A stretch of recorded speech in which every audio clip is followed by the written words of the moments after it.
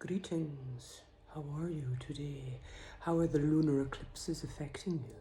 I'm just away to go live, but I've thought I'd quickly pop in and share with you because I've had so many students and trainees and friends saying that they're really affected right now with anxiety, depression. There's loads of things happening for them, changes, and asking me for any sort of advice or tips on how to help with that. So, as you know, I teach yoga for mental health. So I thought I'd give you a couple of wee pointers. So anxiety and depression, sometimes they come hand in hand, but sometimes they're, a lot of the time you can be anxious but not depressed. You can be depressed but not anxious. So if you're anxious, you're feeling anxious, or something to really help is really deepen your breath, really come into, see my cat's rubbing against here. Stop it, God's sake. So professional. Yeah, so if you're anxious, you want to just connect in with your breath. Depression too, really just come into the present. So breathe in for the count of 4, breathe out for the count of 4 through your nose. Hi Cosmo, look, he just wants attention.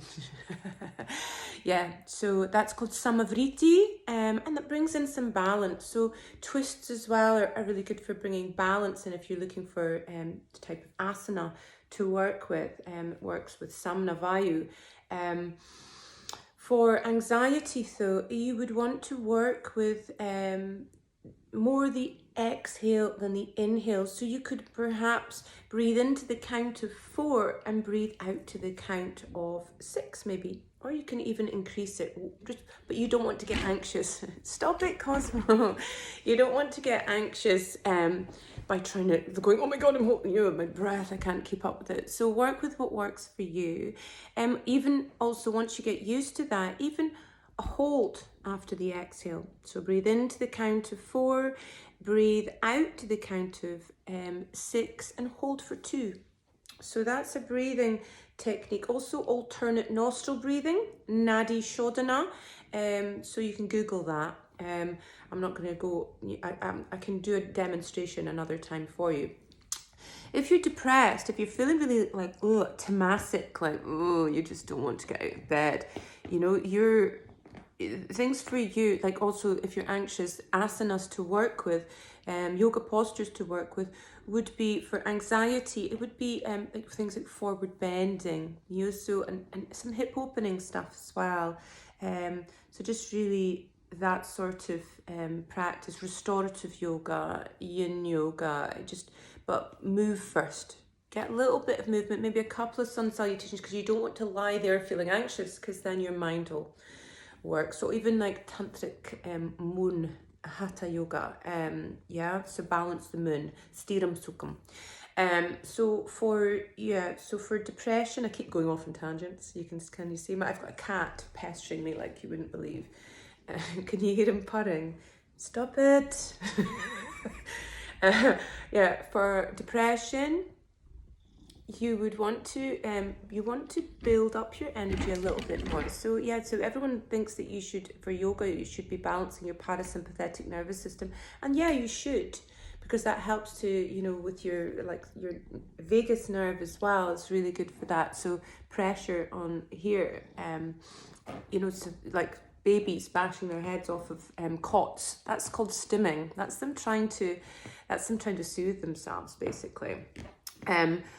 So you want to balance your nervous system, but if you're feeling depressed, if you do things that are really relaxing, you're going to feel even more lethargic. So you want to actually stimulate your sympathetic nervous system a little bit to lift you. Not too much. You don't want to get anxious, or some people are anxious and depressed. But what you want to do is work with more the inhale.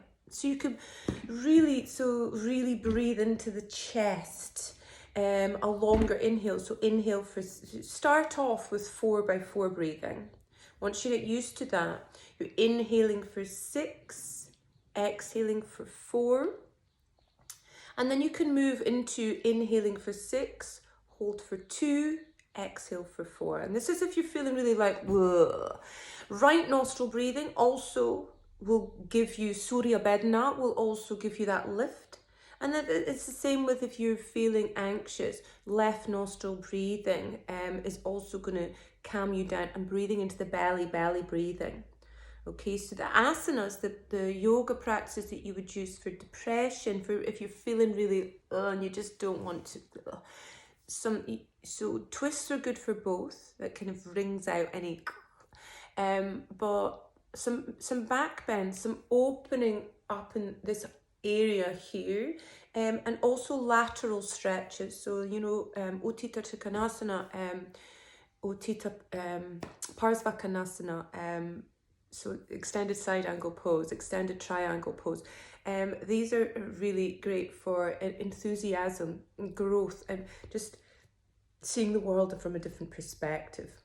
Okay, and then for both, for yoga for mental health, yoga nidra is also really good. So anyway, I've spoken for longer than I was going to. That's a surprise, isn't it? And went off in tangents as well. So yeah, for more for the depression, you would be wanting to, you don't want to do too much lying around, but you would want to like move in your body, because it's kind of something, when you're really feeling that can be almost a kapha imbalance as well. So look at what dosha you are from an Ayurvedic perspective. Look up online, you can actually answer some questions. If you've got insomnia or anxiety and you're worried, that's a vata imbalance. So you need to bring in like cozy baths, soothing food, really nurture. I'm very vata, and you can see, like, look at the dark circles under my eyes.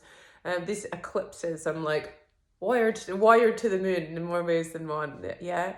But it's because I'm getting so many downloads right now. It's like, oh. So yeah. So I'm going with it. It's all good. It's fine and dandy. But I really, I balance my vata. I'm not. I don't have a vata imbalance right now. I'm not. Yeah, I don't need that much sleep. It's just who I am. It's my constitution in that sense. My granddaughter's the same. But yeah, if you're feeling really tamasic and there could be, and you like maybe sinusy and headachy, it could be a kaphic imbalance. And I do have quite a few of my students right now who are suffering from pitta imbalance.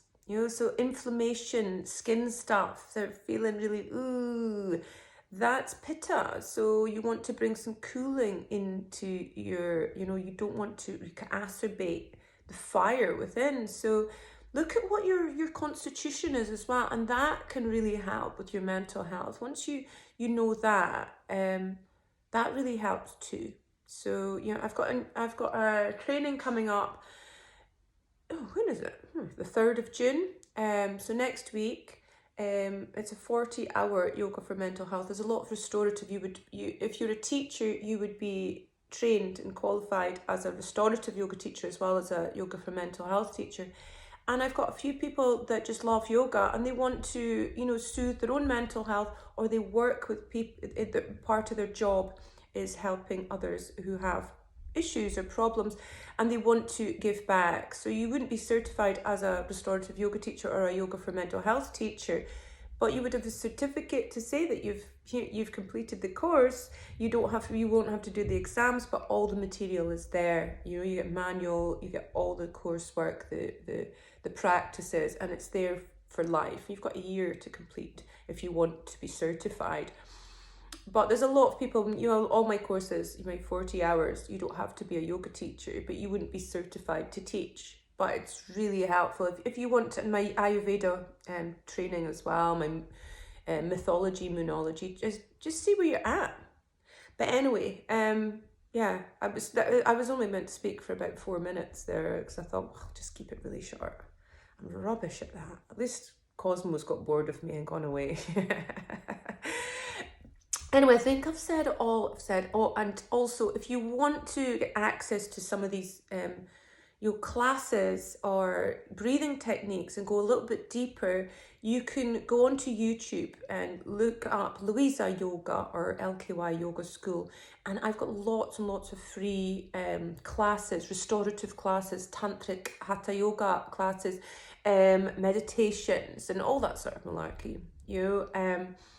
So if you want to work with that, and it's each one is it has an explanation of what it might do for you. What's the bhav, the feeling. Anyway, I'll let you go, and I'll speak to you soon. Bye.